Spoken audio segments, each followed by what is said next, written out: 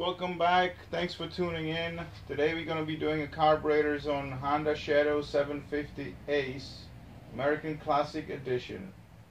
This bike has been sitting outside, it's rusty, so we'll see what is waiting for us in there, but first we're going to start with taking off the seat. I already got the bolt out. The seat just comes off right here and it'll slip off.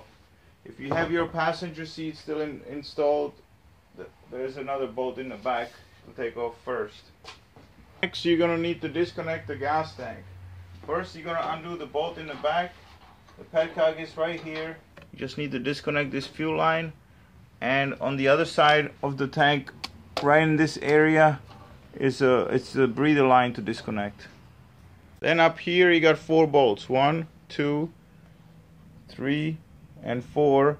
They're 5mm Allens. After that, you can pick this up, and we're gonna disconnect the gauge right here. It just came right apart. Now you can lift the tank out of the way and out of sight. I always recommend checking these bushings. On some bikes, these bushings are really loosely on. This one, it stays on nice and tight. If they're loosely on, take them off because they like to fall off and get lost, or you don't realize they're supposed to be there and then you are surprised that your gas tank is loose. When you're putting the gas tank back on, it'll slide on these 2 bushings, so they're very important. Next, we're going to start taking out our airbox. There's a bolt in here and bolt in here. They're 10mm. You don't need to take them all the way out. It's slotted over here, so the box. So you just need to loosen them up, and then there's a clamp right in here. The Phillips head screwdriver right this way to loosen this clamp. First, I'm going to loosen my clamp.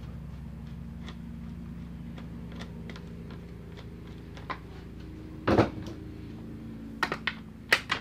then loosen up the 2 10mm bolts. Don't take them out.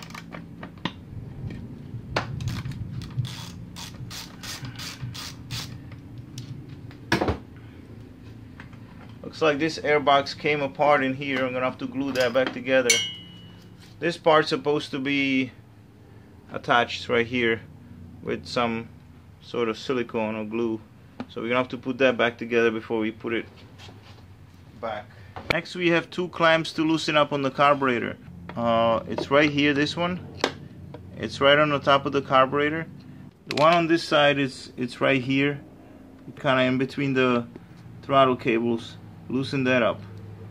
Got my clamps loose, so now I'm gonna try to pop this top part of the airbox off. Takes a little bit of finesse to get it out. The clamp fell out, that's okay. I'm gonna put that aside. Once you start working this deal out, there's a breather line right here that you need to take off, and then don't be afraid to yank on it a little bit. Next, with the 10mm, I'm gonna loosen up both of the throttle cables.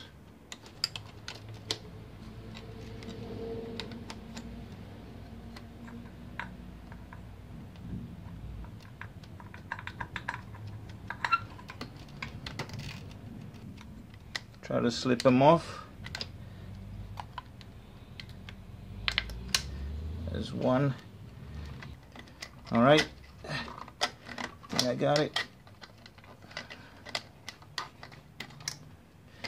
Alright, throttle cables are aside.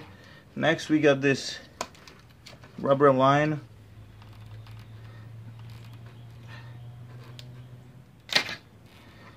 See this plastic breather deal here. We can move this up out of the way. We got the same line up here.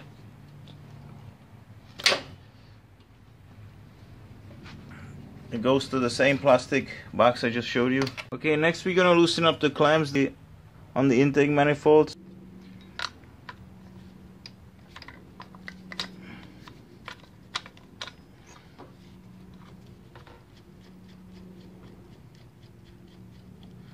Loosen it up pretty good. let the rubber intake flex when we put it back together. Same on the other side.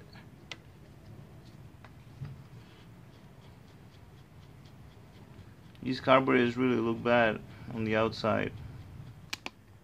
I like to use a pry bar against the motor. Look at some part of the carburetor that it's strong in the body. Don't push against anything that would be breakable. To tell you about the choke cable, it's attached right here. Just loosen it up and slip it off. On this bike it was already laying down, so don't forget that. And I got this loose already, so I just gotta pop it off.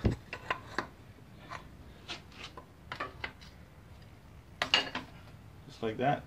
To make it easier on myself, to get them carburetors out of there easier, I'm gonna get this other clamp loosened up on the intake manifold and pop the rubber intake manifold out, because they are squeezed in there pretty tightly. Use my these carburetors are crispy, man, that's for sure. Just gonna pry them out a little bit, get this out of the way. Okay, just take your intake manifold out, kind of note the way it was installed, so because there's an angle on it and not straight, so it'll be easier for you to put it back together. So now I should be able to get them off a little bit easier. I'm still gonna have to locate my fuel line as they're coming out. Okay, I found it. Okay, the fuel line, it's right here. This is the T. So I'm gonna get a little flathead screwdriver and disconnect it. Be careful with it because it's plastic, so you don't want to break it. There we go. Fuel line off. And I should be able to get these guys out. Here's our choke cable. Okay guys, so my carburetors are off the bike, they're on the table. I strongly suggest that you cover your intake manifolds while you're working on your carburetor. Last thing you need is something falling in your engine. I'm going to refer you to my other video for doing the actual cleaning job, because I got a video on Shadow 1100 carburetors. It's basically identical set, except size wise is different, jets and stuff, but the setup, the procedure of cleaning them, it's exactly the same.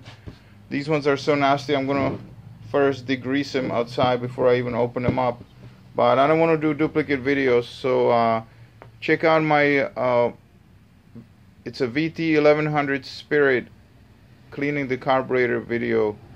And I really appreciate you watching. I hope you found this helpful, and subscribe if you can. Putting it back together is the same thing as taking it apart, just reverse. So if you forget, remind yourself with this video what you took first, second, third. And when you're putting the intake manifold on, I spray everything with WD-40, any kind of lubricant. It makes it a lot easier to pop on, and the pry bar is helpful even putting them back on. Alright, thanks again, and hope to see you in my next video.